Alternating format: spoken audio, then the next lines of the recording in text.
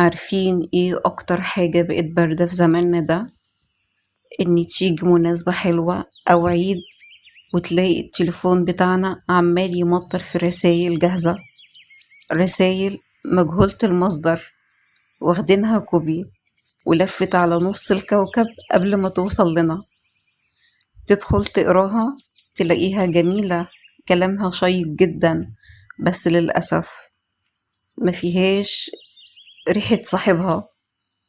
مش عيب أبدا إن إحنا نزود الرسائل بتاعتنا وكلامنا برسالة منتشرة تكون إضافة لكلامنا إحنا، بس الصدمة إنك تكتفي وتنسى إن العلاقات الطيبة بتعيش على الإحساس.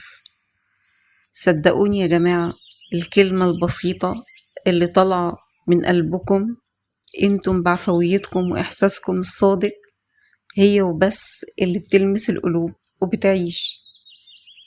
الناس ما بقتش محتاجة نصوص وفلسفة، الناس والحبايب محتاجين يحسوا انكم افتكرتوهم هم بالذات، مش بعتوا رسالة جماعية لكل اللي عندكم في القايمة. خلي كلامكم طالع من جوه القلب عشان يوصل للقلب. طيب ايه البديل؟ البديل بسيط وما بياخدش ثواني. لما تيجي تطمني على حد من أهلك أو من حبايبك، اكتبي ليه كلمتين يكونوا شبهك، ده لو ما كانش اتصال. اكتبي ليهم دعوة طالعة من قلبك في لحظة صفا. قولي أنا افتكرتكم، وحسسيهم إن من الدعوة دي إن انتي فعلا بتتمني لهم الخير، أو انتوا وحشتوني، وحشني صوتكم والأيام الحلوة اللي جمعتنا. حبايب قلبي، الكلمتين دول بالدنيا.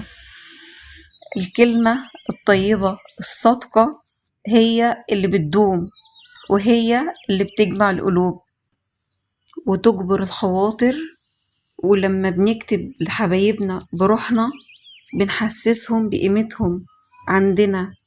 والبيوت والقرايب مش بيجمعهم صلة الدم وبس، دي بتجمعهم الكلمة الحنينة اللي بتتقال في وقتها.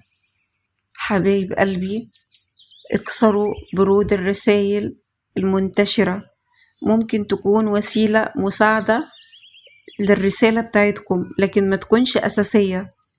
دقوا قلوب الغاليين بكلمة حقيقية منكم، خلوا تواصلكم دايما حقيقي، وسيبوا أثر طيب يعيش العمر كله.